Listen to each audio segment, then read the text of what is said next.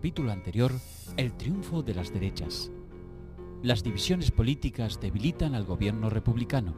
El centro-derecha forma una alianza sólida que le permite ganar las elecciones. Las reformas son anuladas y los socialistas y la UGT lanzan una insurrección revolucionaria que es fuertemente reprimida. La violencia de la represión debilita al gobierno conservador.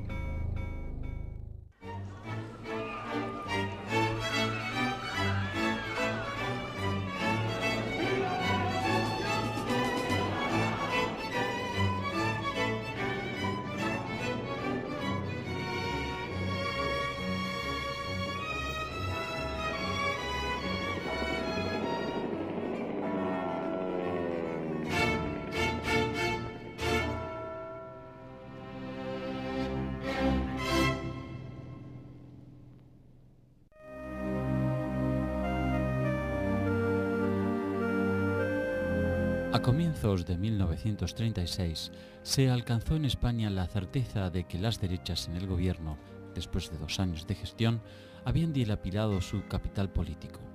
La impopularidad se produjo a causa de escándalos de corrupción en los que se vieron envueltos diversos funcionarios, pero también de excesos represivos producidos particularmente en Cataluña y Asturias. Allí, ante la formación del gobierno de derechas de Alejandro Lerroux, con la incorporación de ministros de la Confederación Española de Derechas Autónomas, CEDA, en 1934, los sectores obreros habían intentado un levantamiento armado.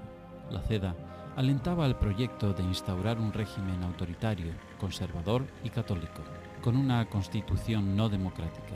Era un sistema dictatorial al estilo portugués, poniendo a José María Gil Robles como jefe de gobierno. Por eso, la entrada de 3 dirigentes de la CEDA en el Consejo de Ministros de Lerroux fue vista como una amenaza directa para la República y provocó el levantamiento de la izquierda. Esta insurrección fue rápida y violentamente sofocada, señalando una importante derrota obrera y un grado inesperadamente alto de represión.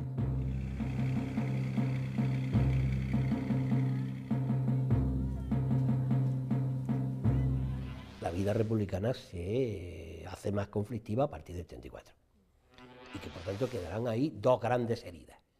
La herida de la izquierda de haber sido reprimida durísimamente en Asturias y la herida de la derecha de que se ha sublevado la izquierda de manera violenta, ¿no? O sea que sí, fue un conflicto serio en el que tenemos que ser muy cautos al juzgar las razones de unos y otros y desde luego no aceptar que una sublevación sea legal, sea legítima, pero también aceptar que la entrada de un partido no republicano en el poder es una cosa también muy complicada para cualquier régimen, ¿no?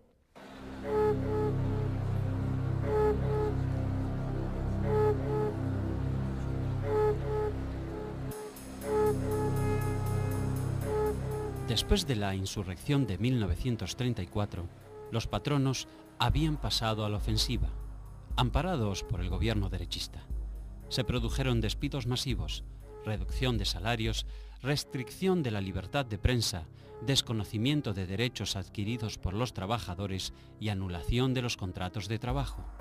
Todo ello provocó que amplios sectores de las clases medias, que no habían simpatizado con la huelga revolucionaria de 1934, se identificaran con los obreros y cuestionaran el gobierno de derechas. Los partidos republicanos de centro-izquierda y las estructuras de la izquierda lograron, mientras tanto, coaligarse en el llamado Frente Popular. La operación tuvo éxito, en gran medida debido a la torpeza política de las derechas.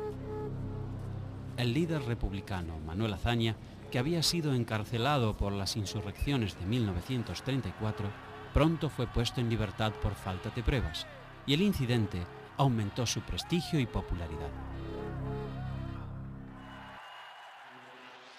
En el conjunto de las políticas represivas que preconiza la derecha, el proceso Azaña debía tener una resonancia especial, puesto que se le consideraba el responsable de las políticas revolucionarias del primer bienio y se le veía como el jefe moral de la revolución, por así decirlo.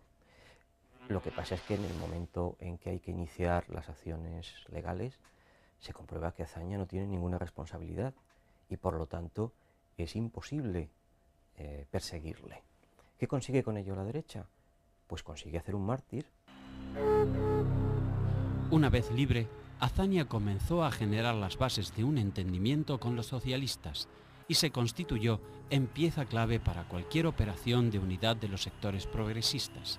No obstante, el gobierno no consideró que los republicanos de izquierda fuesen adversarios importantes. Por eso, autorizó frecuentemente sus actos públicos y conferencias. Un motivo trascendente permitió el acuerdo electoral por encima de las diferencias que incluso enfrentaban al PSOE con su ala sindical, la poderosa UGT, la amnistía de los presos por la insurrección de 1934. Para enero de 1936, el Tribunal Supremo había confirmado varias penas de muerte. Miles de involucrados en la rebelión seguían presos y aún sin proceso, y pese a las señales conciliadoras del gobierno, los tribunales militares seguían con su tarea sin prisa pero sin pausa. Las condenas a muerte generaron indignación incluso en personas alejadas de preocupaciones políticas. Esa realidad galvanizó a los partidos integrantes del Frente Popular con el objetivo de ganar las elecciones con una plataforma electoral de reivindicaciones moderadas. El objetivo central de la amnistía determinó que hasta los anarcosindicalistas de la CNT, reacios a una alianza electoral, apoyaran al Frente Popular, aunque sin formar parte de él. Lo que alimenta políticamente al Frente Popular es la movilización por la amnistía, la recuperación del poder, las reposiciones de los obreros que habían sido despedidos, la libertad de todos los encarcelados. Es decir, hay ahí también una movilización popular muy fuerte que va a ser la base de apoyo de esa nueva coalición. Otro factor que contribuyó a la configuración del Frente Popular fue la incorporación de los comunistas.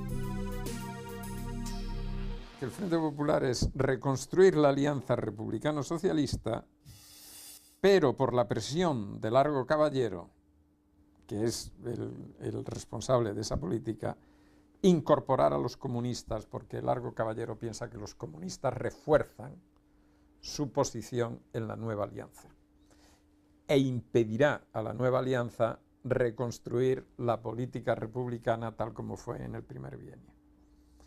Y entonces, así es como los comunistas empiezan a ser una fuerza política en España, llevados de la manita de Francisco Largo Caballero, que los mete en esa alianza republicano-socialista.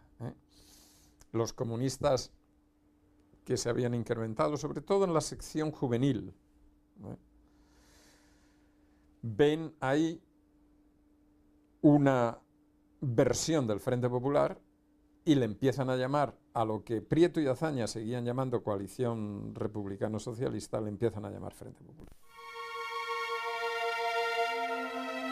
Precisamente, en un discurso de la campaña electoral, Azaña presentaba este programa aceptable en su coyuntura histórica, no solo para republicanos, sino también para comunistas y socialistas. Hemos de ir derechamente a romper las grandes concentraciones de riqueza territorial inmobiliaria, que dada la estructura de la sociedad española, atrozmente conservadora con el retraso de un siglo, impiden la efectividad de la democracia. En la derecha, en cambio, las diferencias se habían acentuado principalmente como consecuencia de la represión de octubre de 1934, provocando el debilitamiento y caída del gobierno. Ni siquiera la sombra de la posible victoria del Frente Popular logró conciliar las posiciones.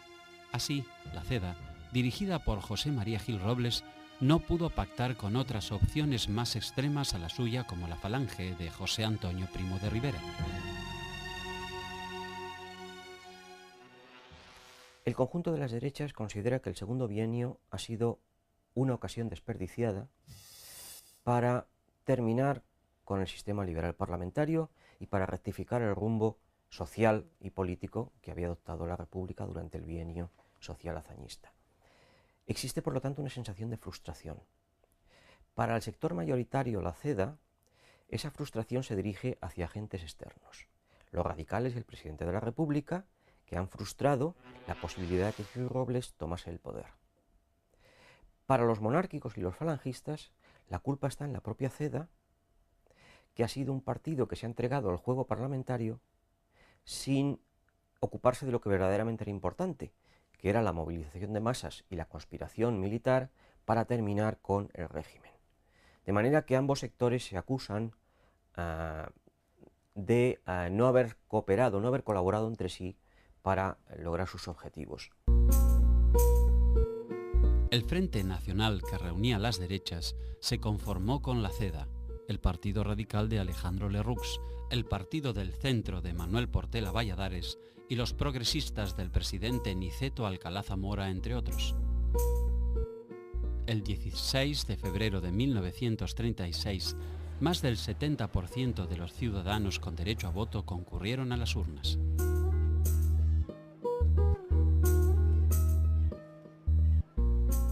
El Frente Popular obtuvo en primera instancia el 34,3% y el Frente Nacional el 33,2% de los votos, pero esta paridad no se reflejó en el Parlamento.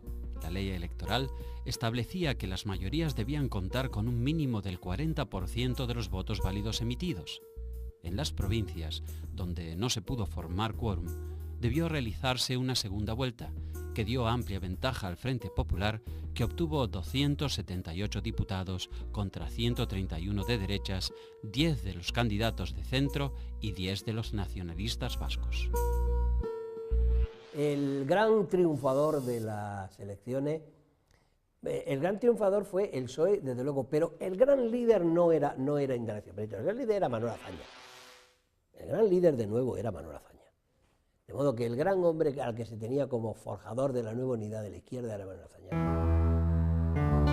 Después de las elecciones, Alcalá Zamora continuaba como presidente de la República y Azaña pasó a presidir el Consejo de Ministros. Las Cortes depusieron a Alcalá Zamora en mayo y Azaña fue elegido para ocupar el puesto vacante.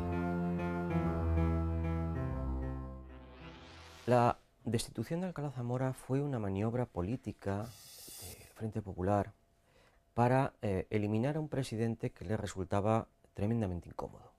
Alcalá Zamora era un hombre de centro-derecha, era un liberal, tenía un gran poder como presidente de la República porque la Constitución le otorgaba un gran poder y ese poder lo había desarrollado, lo había ejercido cada vez que pensaba que el régimen se encontraba en peligro. La Constitución establecía que si un presidente de la República disolvía 2 veces el Parlamento, las Cortes ordinarias, durante su mandato de 6 años, podía ser destituido por las siguientes Cortes. El problema era que las primeras Cortes eran las Cortes Constituyentes, no eran Cortes ordinarias. Y ahí es donde entra el matiz. Y entonces fue cuando Azaña dijo que la solución perfecta era la que habían pensado siempre Indalecio Prieto y él de presidente de la República e Indalecio Prieto presidente del gobierno. Azaña nombró presidente de la República, pero Prieto, cuando Azaña le dice que forme gobierno, Prieto tiene el inconveniente de que la mitad de su partido no quiere. Entonces ahí hay un proceso complicado en el que Prieto dijo, si yo acepto la presidencia del gobierno, el PSOE se rompe. Por tanto, vamos a hacer lo que dijimos, el PSOE no participa en el gobierno, sino que lo apoya desde las Cortes. Y entonces fue nombrado presidente del gobierno un amigo de Manuel Azaña, Santiago Casares Quiroga, que demostró ser un desastre el presidente del gobierno. Si bien el Frente Popular fue un instrumento electoral eficaz, fracasó como coalición de gobierno. Pronto las escisiones internas y las tensiones entre los socialistas y comunistas dejaron la responsabilidad del gobierno en manos republicanas. De hecho, por prudencia política, el gobierno del Frente Popular no tuvo ministros socialistas, comunistas ni anarquistas. La presión de los partidos del Frente Popular obligó a dictar una amnistía antes de que la avalara el Parlamento. Se restituyó en el gobierno de Cataluña a Lluís Companys, preso desde octubre de 1934 con motivo de la declaración de la soberanía catalana. También se repusieron en sus cargos a alcaldes destituidos durante el bienio anterior, pero no se pudo evitar que campesinos y obreros volvieran a tomar numerosas propiedades agrícolas y fábricas por la fuerza. Esto obligó a aplicar una suerte de reforma agraria de facto. El gobierno tampoco pudo impedir que grupos de choque de la derecha, como los falangistas, organizaran atentados aún después del encarcelamiento de su líder, José Antonio Primo de Rivera, por tráfico ilegal de armas en marzo de 1936.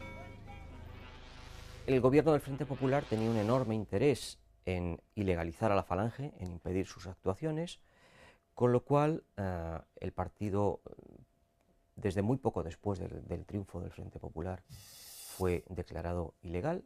El tema entró en vía judicial, pero las autoridades aprovecharon para detener a toda la cúpula dirigente del partido. El gobierno destituyó o envió a destinos alejados de Madrid a los generales de quienes desconfiaba. Franco fue designado comandante general de Canarias y Godet de Baleares. Varela fue enviado a Cádiz y Orgaz a Tenerife. Emilio Mora fue trasladado desde Marruecos a Pamplona, un destino con menor importancia militar. Esta política no logró evitar que surgiera una conspiración militar poco después de las elecciones, cuya primera reunión se celebró el 10 de marzo. Los conjurados proyectaron sublevarse en abril, pero no lo hicieron porque el gobierno descubrió sus manejos y se agravó el cáncer que sufría el general Rodríguez del Barrio. Desde entonces, Mola se convirtió en el planificador de una nueva intentona, cuyo jefe teórico era el general Sanjurjo, exiliado en Portugal.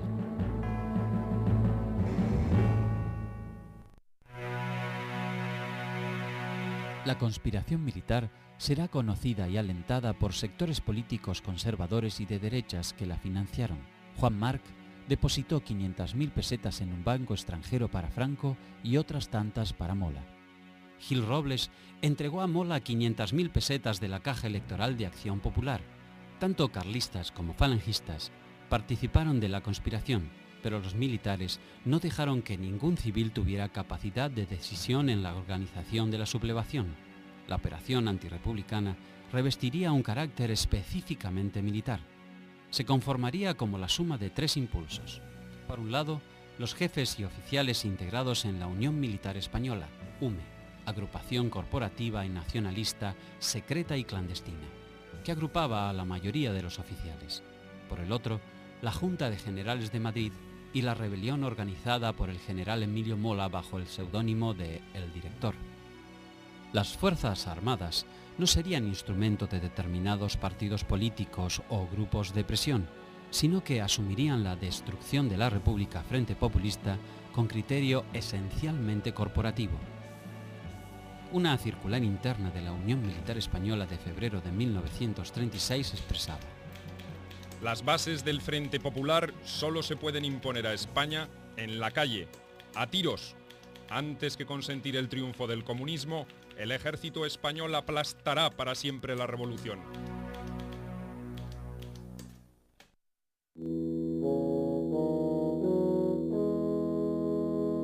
La derrota en las elecciones le generó al Frente Nacional una crisis profunda. Gil Robles perdió su liderazgo y la CEDA sufrió el impacto. Sectores de la derecha comenzaron a traslucir su decepción por la República y apoyaron a un político monárquico y admirador de Mussolini, José Calvo Sotelo. La retórica de Calvo Sotelo era decididamente subversiva. Sería loco el militar que al frente de su destino no estuviera dispuesto a sublevarse en favor de España y en contra de la anarquía si ésta se produjera.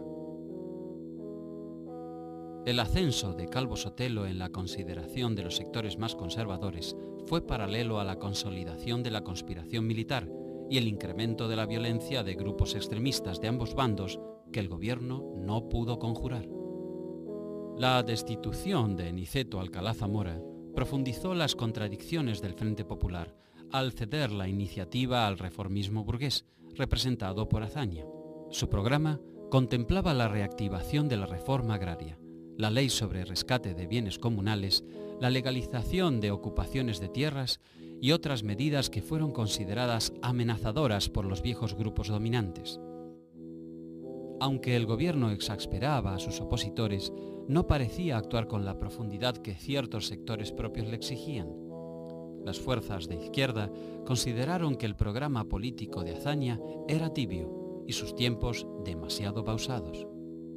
El proletariado exigía de forma impaciente cambios profundos y estaba empeñado en una dura lucha contra la patronal, que a su vez también se radicalizaba cada vez más. Las derechas trataron de sacar partido de la situación, reclamando al gobierno que garantizara el orden público.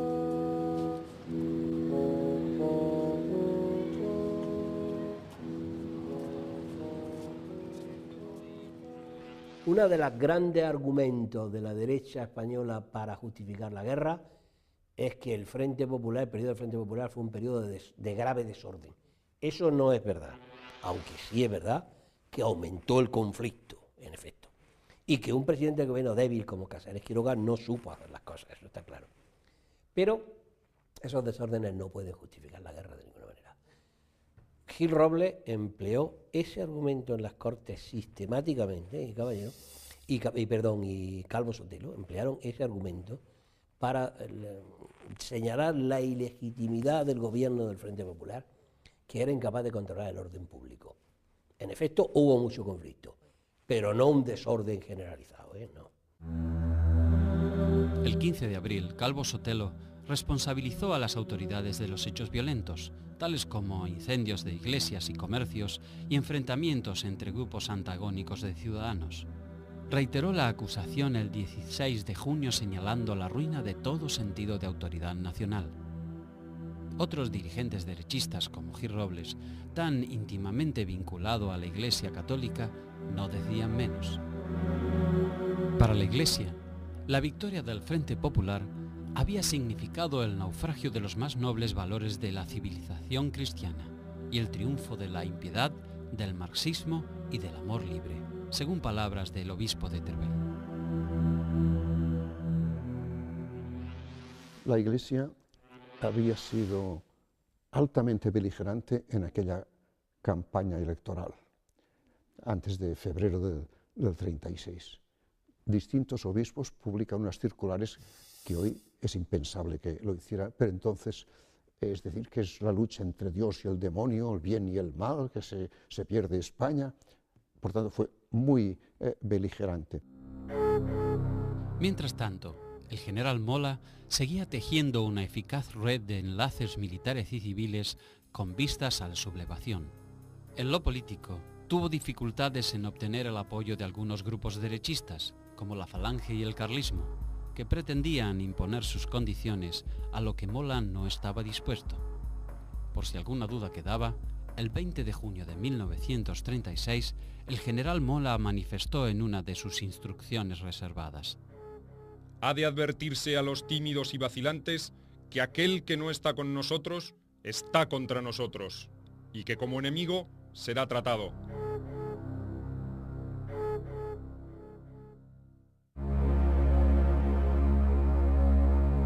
En la noche del 12 de julio de 1936, el teniente de la Guardia de Asalto y ferviente socialista José Castillo resultó asesinado a balazos por pistoleros de derechas.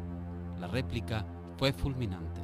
En la madrugada del 13, un grupo de compañeros de Castillo, un capitán de la Guardia Civil y el antiguo guardaespaldas de una diputada socialista, secuestraron y mataron a Calvo Sotelo.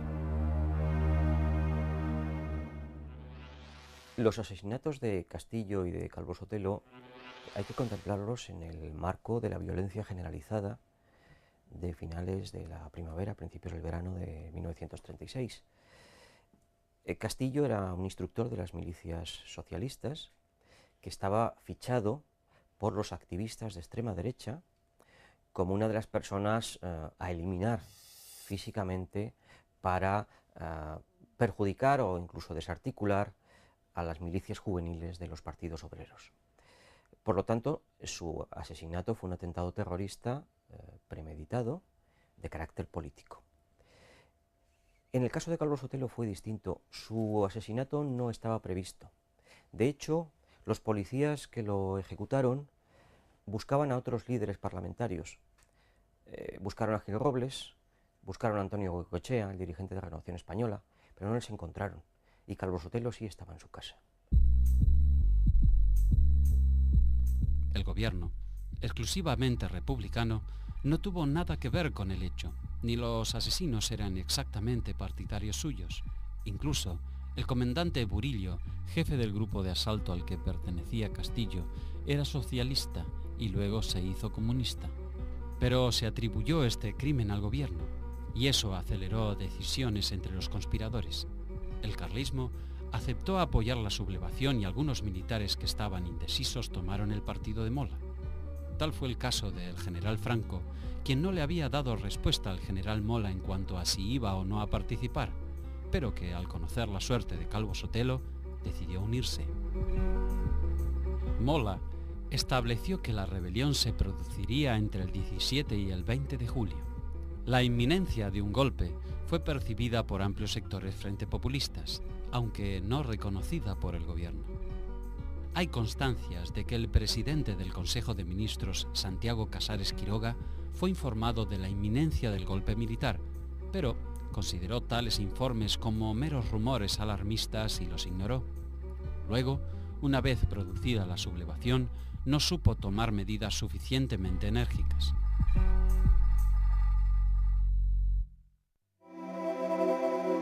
Marruecos era la mayor guarnición militar de España. Contaba con más de 40.000 hombres, entre ellos los regulares indígenas y los legionarios. Estos últimos en 2 legiones, una en Ceuta y otra en Melilla. El 17 de julio, la guarnición de Melilla se sublevó sorpresivamente bajo las órdenes del teniente coronel Gazapo, para evitar un registro policial que amenazaba descubrir un depósito de armas clandestino. Eran las 17 horas del día 17. El levantamiento estaba previsto para el día 19, pero los conspiradores debieron adelantar sus planes. El golpe no estaba aún lo suficientemente preparado y la improvisación era inevitable. Los oficiales leales al gobierno fueron arrestados. Las tropas tomaron de inmediato la ciudad sin más que unos pocos tiros y un par de muertos. Esa misma tarde en Tetuán, la capital de Marruecos, se alzó el coronel Eduardo Sáez de Buruaga. En pocas horas, la rebelión se extendió por todo el territorio. En Ceuta, el teniente coronel Juan Yagüe desplegó sus legionarios por las calles con la única resistencia de algunas acciones aisladas. En el aeródromo de Saña Ramel, el comandante Lapuente Bahamonde, conocido republicano y primo hermano del general Franco, defendió su puesto a punta de pistola e hizo inutilizar los aviones que estaban a su cargo antes de caer prisionero. Algunos civiles, simpatizantes de la sublevación, en su mayoría falangistas, fueron armados y colaboraron con los rebeldes. La Junta Militar telegrafió al general Franco para que éste se trasladase a Marruecos para encabezar la rebelión. El general Franco era un hombre de enorme prudencia, eso lo afirman todos sus biógrafos.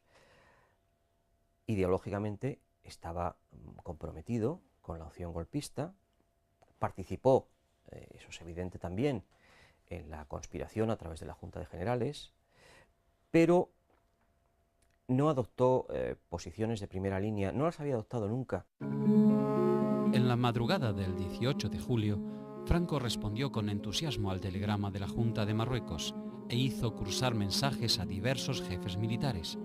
De forma inmediata, hizo proclamar el estado de guerra y dispuso que las tropas tomaran las ciudades. Luego dejó al general Luis Orgaz a cargo de completar la dominación de las islas y partió hacia Gando, el aeropuerto de Gran Canaria. Allí lo esperaba un avión modelo Dragon Rapid de la marca británica de Havilland, que los monárquicos habían puesto a su disposición. Ese mismo 18 de julio, Franco hizo pública la siguiente declaración. Hago saber, una vez más, el ejército, unido a las demás fuerzas de la nación, se ha visto obligado a recoger el anhelo de la gran mayoría de los españoles que veían con amargura infinita desaparecer lo que a todos pueda unirnos en un ideal común, España. Se trata de restablecer el orden dentro de la República.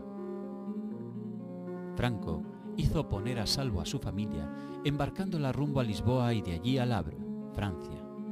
Luego voló desde las islas hasta Gadir y desde ahí a Casablanca, en la costa atlántica de Marruecos. Él y su comitiva durmieron allí y a la mañana siguiente aterrizaron en Sanya Ramel, en las cercanías de Tetuán. Una vez ahí, Franco tomó el mando de las tropas africanas. Cuando llega, ordena al aparato que dé unas cuantas vueltas de circunvalación y distingue al Rubito, que era el comandante de Uruguay, y dice: ahí está el Rubito, que era un compañero suyo de la Legión, y entonces ya está absolutamente seguro, aterriza. Muy cauto, muy cauto. Es más, y además viaja en el avión con un pasaporte diplomático que le ha proporcionado Sangroniz, habiéndose asegurado ciertos ingresos en el extranjero por si el golpe salía mal, y disfrazado de morito, con un turbante, como ha contado el mismo Polar, el piloto. Y ya cuando ya se garantiza todo eso, ya se quita, en fin, el disfraz y se pone, ¿no?, de comandante en jefe, ¿no? El gobierno republicano intentó minimizar la importancia de la sublevación. Sus intentos de garantizar que la normalidad era absoluta y que nada había que temer solo aumentaron el nerviosismo de la ciudadanía. Mientras tanto, la rebelión se había extendido a la península. Mola había conseguido hacerse fuerte en Navarra a la vez que el general Gonzalo Queipo de Llano había asegurado una cabeza de puente en Sevilla. En Bilbao, en cambio, el coronel Pinerúa, jefe de la primera guarnición, impidió cualquier sublevación. Mola en la sublevación no tuvo errores, lo que no tenía era medios para llegar a Madrid. Claro, es que lo que hemos dicho es, si triunfa la sublevación, no hay pega, no hay guerra. Ahora, al fallar más de la mitad de la sublevación, entonces no tienen ejército para llegar para entrar en Madrid, ni para llegar a ningún lado. En Zaragoza, el general Miguel Cabanellas, sin declarar el estado de guerra, colocó baterías en puntos estratégicos de la ciudad. Dio libertad de acción a los falangistas, detuvo a más de 300 dirigentes políticos y sindicales y envió 10.000 fusiles y millones de cartuchos para Mola. Este hizo público su pronunciamiento en Pamplona e inmediatamente se alzaron también las guarniciones de Palencia, Logroño y Vitoria. De hecho, Navarra fue la única región donde el alzamiento tuvo masivo apoyo popular. En Madrid y en Barcelona, en cambio, la suerte sería adversa a los rebeldes. En la capital, el general Fanjul intentó un levantamiento, pero fracasó y se vio obligado a atrincherarse con sus partidarios en el cuartel de la Montaña.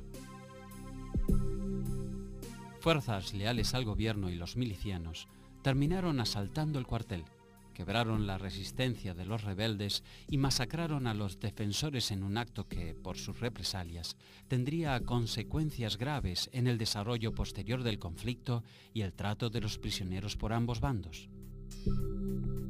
En Barcelona, Godet cometió un grueso error de cálculo. Creyó que dominaría fácilmente la situación, pero cuando llegó a la ciudad consideró que la sublevación estaba prácticamente fracasada y en consecuencia se rindió. Godet fue siempre un buen hombre que había participado ya en otras intentonas, pero nunca fue una gran cabeza, ¿no? Es decir, los de Barcelona no estaban bien preparados y él llegó a Barcelona sin conocer bien la situación y fue apresado. Sí, bueno, pues podría haber resistido heroicamente y proclamar tal, pues no. Godet. Luego sus hijos han intentado escribir algún libro justificando y reivindicando su persona, pero el hecho es que él por la radio recomendó que la sublevación se acabara, presionado evidentemente por la Generalitat catalana y por quienes le habían apresado. A diferencia de lo ocurrido en Madrid con el gobierno central, en Barcelona, la Generalitat, con el comisario general de Orden Público, capitán Federico Escofet, a la cabeza, organizó la represión a los rebeldes. Los militares alzados fueron derrotados por el Cuerpo de Seguridad de Asalto, al que, al cabo de unas horas, se unieron los milicianos, armados con pertrechos abandonados por los soldados en la calle, y luego, sobre las 3 de la tarde, la Guardia Civil mandada por el coronel Escobar. El gobierno republicano, al enterarse de la insurrección, consideró que ella triunfaría inmediatamente en Marruecos, pero fracasaría en la península.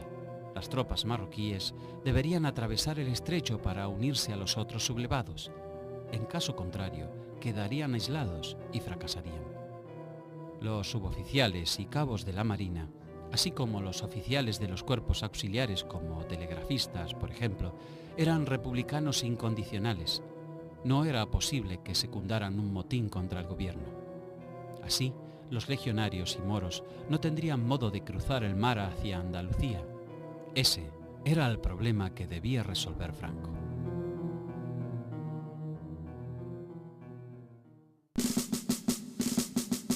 En la madrugada del 19 de julio llegaron a la península tropas marroquíes a bordo de algunos pequeños barcos. El destructor Churruca y la motonave Ciudad de Algeciras atracaron en Cádiz, a la vez que el cañonero Dato y el mercante Cabo Espartel atracaron en Algeciras. Fue el único traslado numéricamente importante que fue posible implementar en esos primeros días de la sublevación. Desde el día siguiente, ante la negativa por parte de las tripulaciones de la Armada de secundar la rebelión, no hubo ya más convoyes desde África hacia Cádiz y Algeciras. Los mandos inferiores de la Marina, muy inferiores, eran republicanos. Vamos, había un predominio. En cambio, los mandos superiores y en los jefes y generales o almirantes, pues eran del otro bando. Eso hizo que en algunos barcos se diera la terrible circunstancia de que los fusilaran. La manera de fusilar a los jefes, bueno, pues, que son cosas que pasan en la guerra es así, es muy dura. Los refuerzos esperados por los conspiradores fueron llegando solo por medio de un exiguo puente aéreo establecido entre Marruecos y el aeropuerto de Tablada. 3 o 4 aviones que transportaban una docena de soldados en cada vuelo. El día 25, 2 faluchos de pesca lograron cruzar el estrecho llevando unos 150 legionarios. En Sevilla, Queipo de Llano ocupó inmediatamente el centro de la ciudad. Luego, al comprobar que no cabía esperar una llegada masiva de refuerzos marroquíes, asaltó con sus tropas y con civiles armados de la falange los barrios obreros, reduciendo a cañonazos las zonas defendidas por los republicanos y aplastando finalmente toda resistencia. En Sevilla no se distribuyen armas a las masas obreras como se distribuyen en Madrid el 19 de julio o se distribuyen en Barcelona. Es decir, la República se salvó en Madrid y se salvó en Barcelona gracias a que se distribuyeron armas a los sindicatos. Y en Sevilla se perdió el 18 de julio porque no se distribuyeron armas a los sindicatos. En forma simultánea a su ofensiva armada, Queipo de Llano acometió una intensa campaña por radio, propalando que un nutrido contingente marroquí había ya desembarcado y que era inminente el triunfo definitivo de la sublevación. En Valladolid, los conspiradores pusieron al general Andrés Saliquet, que había sido gobernador en la dictadura de Primo de Rivera, al mando de la 7ª División. Salamanca, Ávila, Segovia y Cáceres quedaron a sus órdenes. Con prisa, se organizaron columnas para marchar hacia Madrid. Saliquet declaró de manera inmediata el estado de guerra, de acuerdo con el bando que emitió el 18 de julio. Queda declarado el estado de guerra en todo el territorio de esta división y como primera consecuencia, militarizadas todas las fuerzas armadas, sea cualquiera la autoridad de que dependían anteriormente, con los deberes y atribuciones que competen a las del ejército y sujetas igualmente al Código de Justicia Militar. En Galicia se combatió en las calles desde el 19 hasta el 25 de julio. Por un lado, los falangistas y las tropas sublevadas. Por el otro, trabajadores mineros y guardias de asalto. Finalmente, los republicanos debieron huir hacia las montañas. A todo esto, el presidente del Consejo de Ministros, Santiago Casares Quiroga, presentó su dimisión ante Manuel Azaña, quien formó un nuevo gabinete, con muchas marchas, contramarchas, dudas y dilaciones. El gobierno ordenó la concentración de guardias de asalto en Madrid, el bombardeo de Melilla y Ceuta, la entrega de armas al pueblo y el alistamiento y movilización de las fuerzas leales. El mismo 19 de julio, el general Sanjurjo tenía que salir, estaba exiliado en Estoril, tenía que salir para ponerse al frente, para venir a España y ponerse al frente de la sublevación. Era el jefe reconocido por los generales conspiradores, el jefe de gobierno que iban a instituir, ¿no? El general Sanjurjo, muy en su carácter, y la esposa, la joven segunda esposa del general Sanjurjo, tuvieron la peregrina idea de que la avioneta del aviador monárquico Juan Antonio Ansaldo, que lo iba a trasladar de Estoril a España, a Burgos, cargara con un gran baúl con todos los uniformes y condecoraciones del general Sanjurjo. Y como el gobierno de Portugal no permite que esa avioneta despegue de un aeródromo militar, ni siquiera de un aeródromo civil, para no comprometerse frente al gobierno legal de la República Española, pues esa avioneta tiene que despegar de un campo de deportes. Un campo de deportes que tiene alrededor unos árboles. El aviador Ansaldo le hace saber a Sanjurjo que es mucho peso el baúl y que puede que no despeguen o que choquen con los árboles. Pero el general Sanjurjo y su joven esposa se empeñan en que tiene que traer todas las condecoraciones y todos los uniformes. Y ese fue el accidente, como es sabido, que al despegar la avioneta chocó con los árboles y cayó y ardió. La jefatura de la sublevación, al morir Sanjurjo, tenía entonces 4 candidatos: Cabanellas, Queipo de Llano, Franco y Mola. Pero el pasado republicano de los 2 primeros inquietaba a los rebeldes. Se constituyó una Junta de Defensa Nacional, presidida formalmente por Cabanellas, el militar rebelde de mayor antigüedad, aunque el poder real estaba en manos de Mola. De esta manera, la zona norte se configuró como directora de la rebelión. Por el momento, ni Franco, que estaba en África, ni Queipo de Llano, que estaba en Sevilla esperando los refuerzos marroquíes, tuvieron lugar en la Junta, lo que ciertamente fue una consecuencia del aislamiento al otro lado del mar sufrido por el ejército de África. Mola comprendía claramente que su futuro peso político dependía de que las tropas de la zona norte conservaran la iniciativa y lograran conquistar Madrid. Pasados los primeros días del levantamiento, el panorama era el siguiente. La mayoría de las ciudades más importantes de España, entre ellas Madrid, Barcelona, Bilbao y Valencia, y las regiones más industrializadas del país, respondían al gobierno republicano, al igual que la mitad del ejército, casi toda la marina y la fuerza aérea. Los rebeldes se hicieron fuertes en zonas campesinas menos desarrolladas, como Andalucía, Galicia y Navarra, pero contaban a su favor con los contingentes militares coloniales de Marruecos, la tropa más experimentada. Mola no calibraba hasta qué punto, ni los militares golpistas pudieron calibrar hasta qué punto iban a encontrar oposición popular. Probablemente creyeron que iban a sorprender y que iban a someter más fácilmente, pero la oposición popular fue tremenda, numantina. Yo mantengo que estuvo en esa tradición hispana, saguntina y numantina, de los que prefieren resistir hasta el final. En Madrid, Azaña encargó a Diego Martínez Barrio la formación de un amplio gobierno de coalición. Pero esta estrategia fracasó y José Giral terminó organizando un gabinete estrictamente republicano.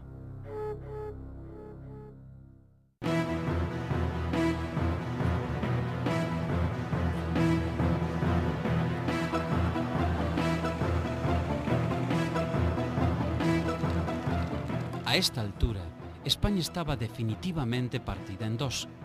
El golpe había fracasado en su intención de tomar el poder en todo el territorio, y la guerra civil era inevitable.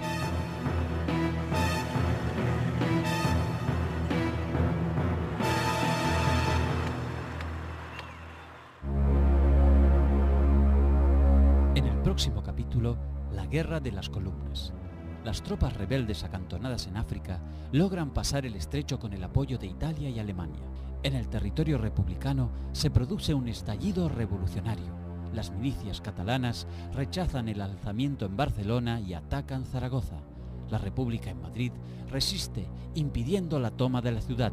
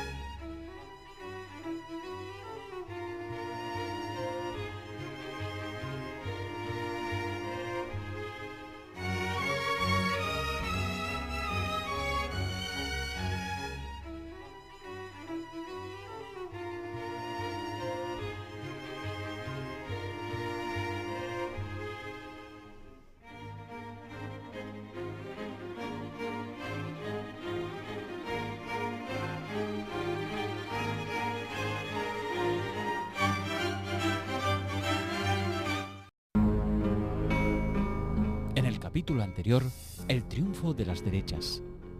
Las divisiones políticas debilitan al gobierno republicano. El centro-derecha forma una alianza sólida que le permite ganar las elecciones. Las reformas son anuladas y los socialistas y la UGT lanzan una insurrección revolucionaria que es fuertemente reprimida. La violencia de la represión debilita al gobierno conservador.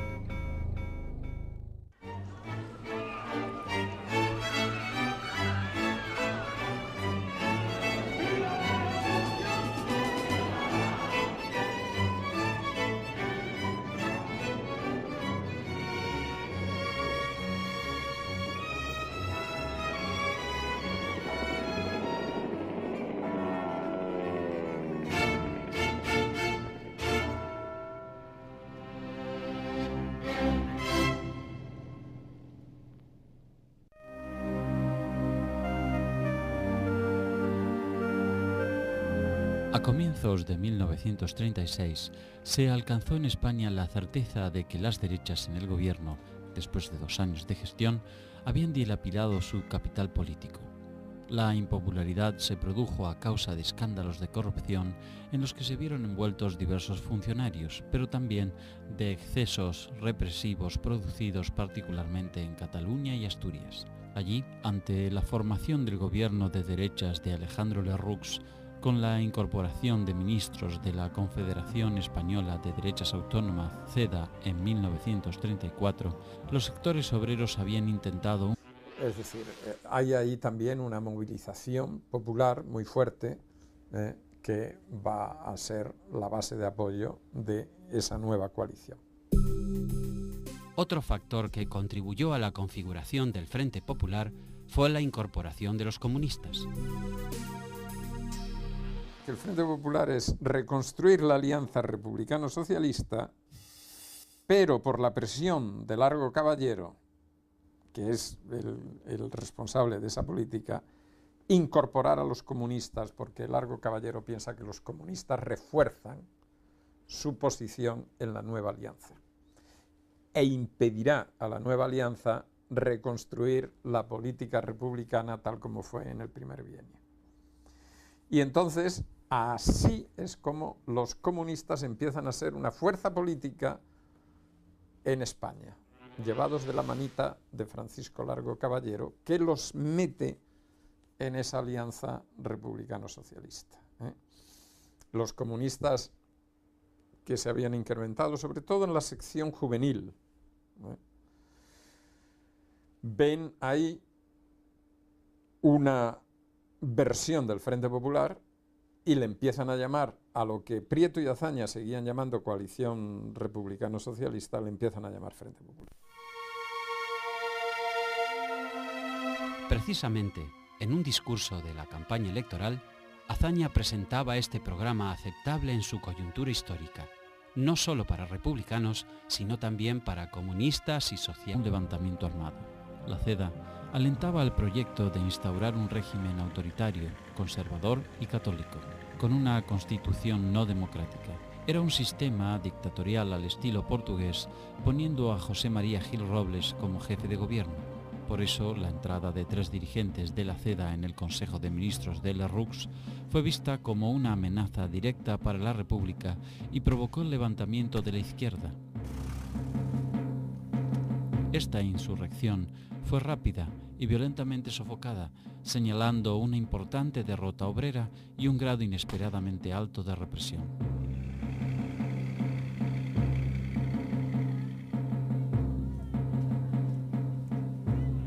La vida republicana se hace más conflictiva a partir del 34 y que por tanto quedarán ahí 2 grandes heridas.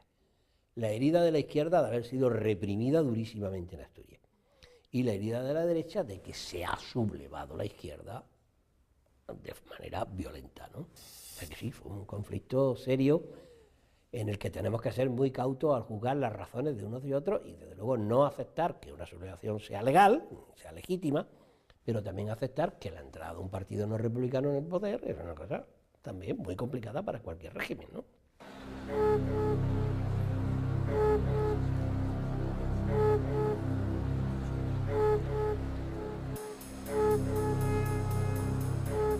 Después de la insurrección de 1934, los patronos habían pasado a la ofensiva, amparados por el gobierno derechista.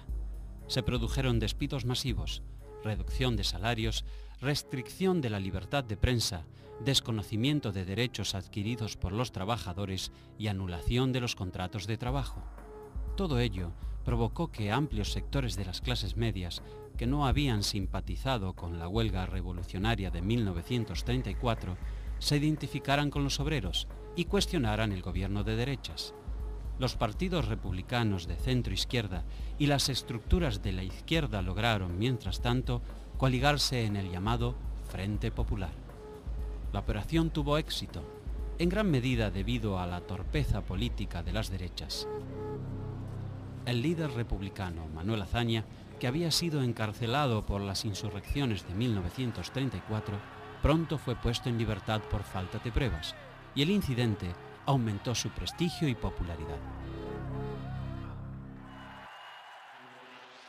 En el conjunto de las políticas represivas que preconiza la derecha, el proceso Azaña debía tener una resonancia especial, puesto que se le consideraba el responsable de las políticas revolucionarias del primer bienio y se le veía como el jefe moral de la revolución, por así decirlo. Lo que pasa es que en el momento en que hay que iniciar las acciones legales, se comprueba que Azaña no tiene ninguna responsabilidad y por lo tanto es imposible perseguirle. ¿Qué consigue con ello la derecha? Pues consigue hacer un mártir. Una vez libre, Azaña comenzó a generar las bases de un entendimiento con los socialistas y se constituyó en pieza clave para cualquier operación de unidad de los sectores progresistas. No obstante, el gobierno no consideró que los republicanos de izquierda fuesen adversarios importantes. Por eso, autorizó frecuentemente sus actos públicos y conferencias. Un motivo trascendente permitió el acuerdo electoral por encima de las diferencias que incluso enfrentaban al PSOE con su ala sindical, la poderosa UGT, la amnistía de los presos por la insurrección de 1934. Para enero de 1936, el Tribunal Supremo había confirmado varias penas de muerte. Miles de involucrados en la rebelión seguían presos y aún sin proceso, y pese a las señales conciliadoras del gobierno, los tribunales militares seguían con su tarea sin prisa pero sin pausa. Las condenas a muerte generaron indignación incluso en personas alejadas de preocupaciones políticas. Esa realidad galvanizó a los partidos integrantes del Frente Popular con el objetivo de ganar las elecciones con una plataforma electoral de reivindicaciones moderadas. El objetivo central de la amnistía determinó que hasta los anarcosindicalistas de la CNT, reacios a una alianza electoral, apoyaran al Frente Popular, aunque sin formar parte de él. Lo que alimenta políticamente al Frente Popular es la movilización por la amnistía, la recuperación del poder, las reposiciones de los obreros que habían sido despedidos, la libertad de todos los encarcelados,